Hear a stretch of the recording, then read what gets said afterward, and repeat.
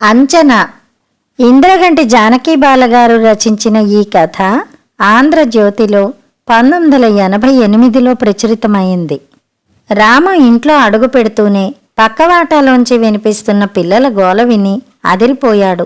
వెంటనే భార్యను పిలిచి, పక్కవాటాలోకి ఎవరైనా దిగారా అన్నాడు కాస్త గొంతు తగ్గించి. వచ్చారు అంది కమల. గోల కాకేమిటి, గంపెడు పిల్లలు జానెడు కొంప అంది. ఎంతమంది పిల్లలు? 5 మగపిల్లలు. మళ్ళీ? కమల కిసుక్కుమని నవ్వింది.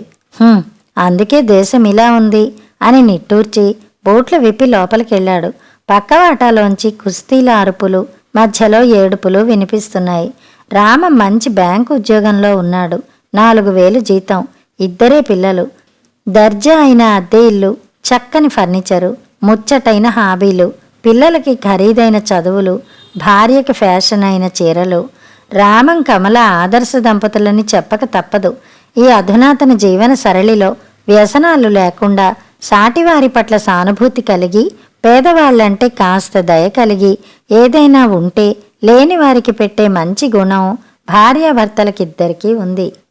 నిజానికి కమల కంటే రామానికి జాలి దయ పాలెక్కువ. అతనెవర్ని చూసినా ముందు జాలి పడిపోయి బాధపడిపోతాడు.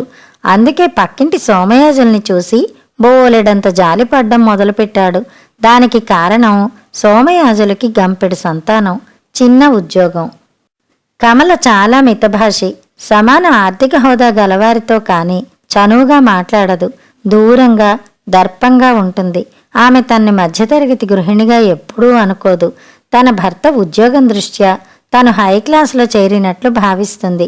అందుకే మరీ అట్టడుగు వాళ్ళని ఆదరించి మాట్లాడుతుంది గాని సోమయాజులు భార్య తాయారులాంటి వాళ్లంటే ఆమెకి బొత్తిగా ఆసక్తి లేదు. పిల్లలు రమా, రమేష్ ఖరీదైన కాన్వెంట్లో చదువుకుంటున్నారు. అయినా రమేష్ అరగంటలో పక్కింటి మగపిల్లలతో జత కట్టేశాడు. ఇక ఒకటే ఆటలు. సోమయాజులు దిగిన వాట చాలా చిన్నది. ఒక గది, ఒక వంటగది, కాస్త సామాను, 4 చాపలు, బియ్యాలు, పప్పులు, ఉప్పులు. రామం గుండె జాలితో కరిగి నీరైపోయింది. ధరలు ఆకాశానికి అంటుతున్న ఈ రోజుల్లో సోమయాజులు బండి ఎలా లాగుతున్నాడా అని వాపోయాడు.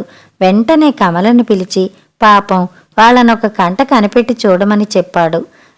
రామం వచ్చిన జీతం డబ్బులు దర్జాగా ఖర్చు పెట్టి ఎంతో కొంత చేతిలో పెట్టుకుని నెలంతా జాగ్రత్తగా గడుపుతాడు. కానీ పైకి మాత్రం జమీందారు హోదా కనపరుస్తాడు. ఆ రోజు సోమయాజులు ఆఫీస్ నుంచి వస్తూ గాంధీ బొమ్మ గుడ్డ సంచిలో ఒక సేరు బఠానీలు, ఉప్పు శనగలు తీసుకొచ్చాడు. వస్తూనే రమని పిలిచి ఆ పిల్ల దోసిట్లో ఇన్ని బఠానీలు, శనగలు పోసి ప్రేమగా బుగ్గ నిమిరి ఆ తర్వాతనే తన మగపిల్లలందరికీ పెడుతూ రమేష్కి కూడా పెట్టాడు. ఆ రాత్రి భోజనాల దగ్గర కమల భర్తతో అంది, పక్కింటి ఆయనకి ఆడపిల్లలంటే ఎంతో మోజట. 5 మగపిల్లలేనని ఆమె సావిత్రి, గౌరీదేవి నోమున వచ్చిందట. ఇదిగో ఇప్పుడు మళ్ళీ మన రమంటే ఎంత ఇష్టమో అంది. బాగానే ఉంది. చాలని జీతాలతో ఇంతమంది పిల్లలు, పైగా ఆడపిల్ల మోజు.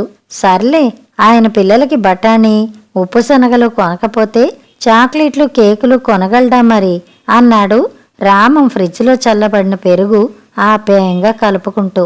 అవును, ఆయన ప్రతిదీ తీసుకొచ్చి మన పిల్లలకి పెడతాడు.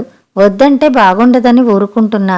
తీరా మనం కొనేవి వాళ్ళ పిల్లలకి పెట్టాలంటే కుదిరే పని కాదు కదా అంది కమల. రామం కాసేపు ఆలోచనలో పడిపోయాడు.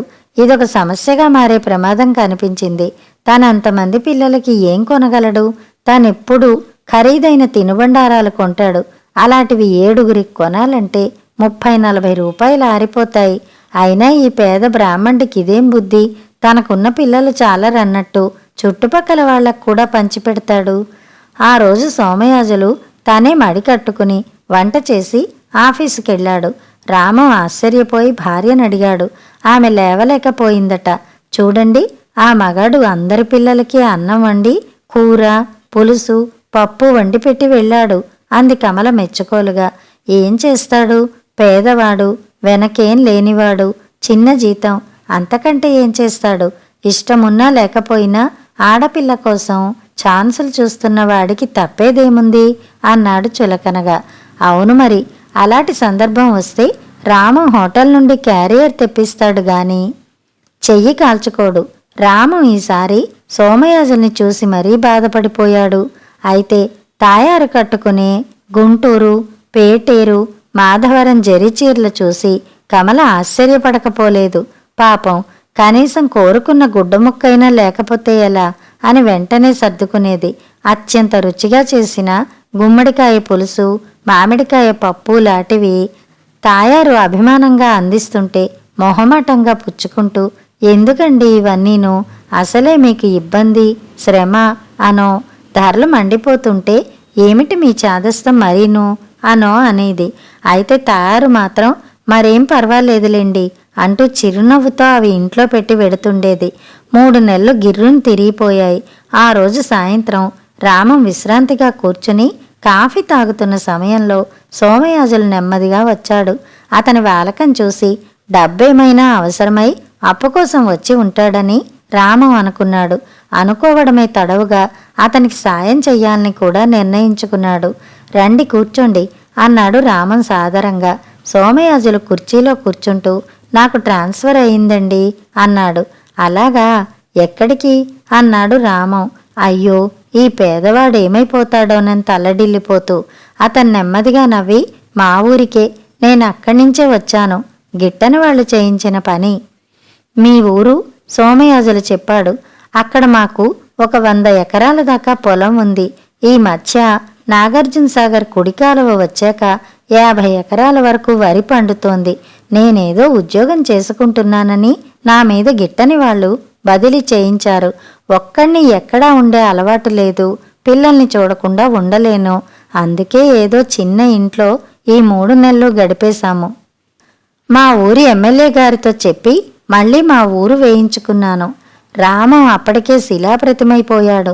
మీలాంటి పొరుగు దొరకడం మా అదృష్టం అని నేను మా ఆవిడ ఎప్పుడూ అనుకుంటాం అంటూ ఆగాడు. ఇంతలో ఒక కూలి మనిషి 2 మూటలు తెచ్చి వారగా పెట్టాడు.